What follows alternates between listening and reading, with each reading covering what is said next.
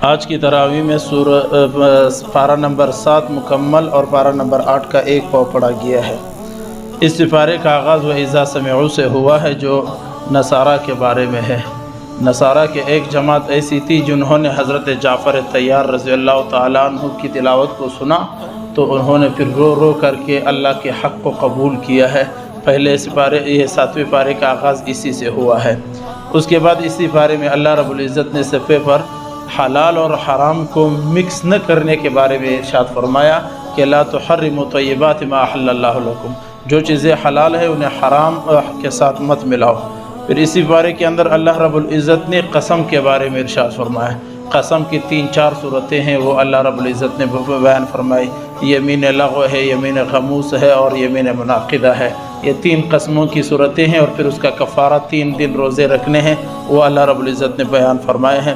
پھر اس پارے کے پہلے صفحے پر اللہ رب العزت نے شراب کے حرام ہونے کے بارے میں اور دیگر بہت ساری چیزوں کے حرام ہونے کے بارے میں آیات ارشاد فرمائی اور اس کے اندر موجود ہے۔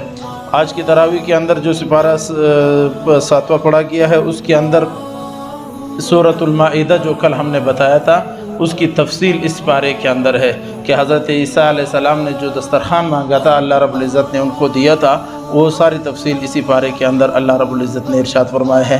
اس کے بعد اللہ رب العزت نے یہاں پر مشرکوں کے سوالات کے جوابات کی تردید فرمائی ہے۔ لا تسألوا عن اشیاء، فضول سوالات نہ کیا کرو، یہ مشرکوں کی تردید اللہ رب العزت نے اسی پارے میں فرمایا۔ اور اس کے بعد اللہ رب العزت نے انبیاء کے بارے میں فرمایا کہ انبیاء عالم الغیب نہیں ہیں، غیب کا جاننے والا صرف اللہ کی ذات ہے اور کوئی نہیں ہے، یہ بھی اسی پارے کا حصہ ہے۔ اور آج کی اسی پارے کے اندر اللہ رب العزت نے یہ تردید فرمائی کہ اللہ کے سوا کوئی بھی معبود نہیں ہے۔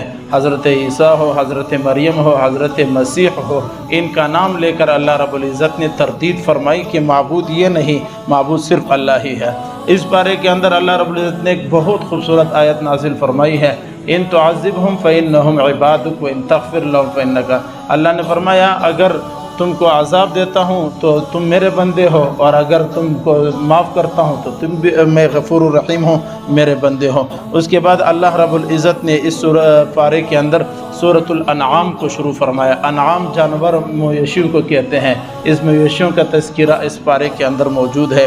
اس کے بعد اللہ رب العزت نے مشرکین سے چند سوالات کیے، وہ بھی اسی پارے کے اندر آج آپ نے سماعت فرما لیا۔ اور اس کے بعد اللہ رب العزت نے مجرموں کی تمناؤں کو بیان فرمایا کہ مجرم کیا تمنا رکھتے، ان کی چاہت کیا ہے، مجرم جو لوگ ہوتے ہیں وہ چاہتے کیا ہے، وہ بھی اللہ نے بیان فرمایا۔ اس کے بعد اللہ رب العزت نے اس بارے میں یہ ارشاد فرمایا کہ اہل باطل کے ساتھ نہ بیٹھا کرو۔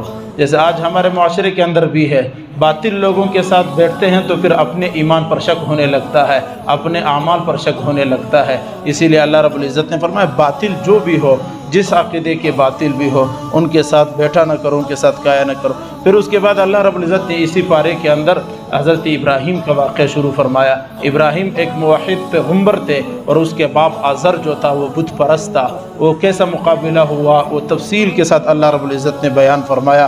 پھر اسی پارے کے اندر اللہ رب العزت نے 18 انبیاء کو ایک جگہ پر بیان فرمایا۔ پورے قرآن میں اس طرح کا جگہ اور کوئی نہیں ہے جو اس پارے کے اندر 18 نبیوں کا نام ایک ساتھ اللہ نے ایک جگہ پر جمع کر کے ارشاد فرمایا۔ اس کے بعد سپارے کے آخر میں اللہ رب العزت نے اپنے صفات کو بیان فرمایا، خداوندی صفات کو اللہ نے بیان فرمایا۔ اور بالکل آخر کے اندر اللہ رب العزت نے رؤیت باری تعالی، اللہ تعالیٰ کو دیکھنے کے مسئلے کو، لا یدرکہ الابصار وہو یدرک الابصار وہو اللطیف الخبیر، اس مسئلے کو بھی اللہ رب العزت نے بیان فرمایا، جو آج کے اس تراویح کے اندر آپ لوگوں نے سماعت فرما لیا۔ اللہ رب العزت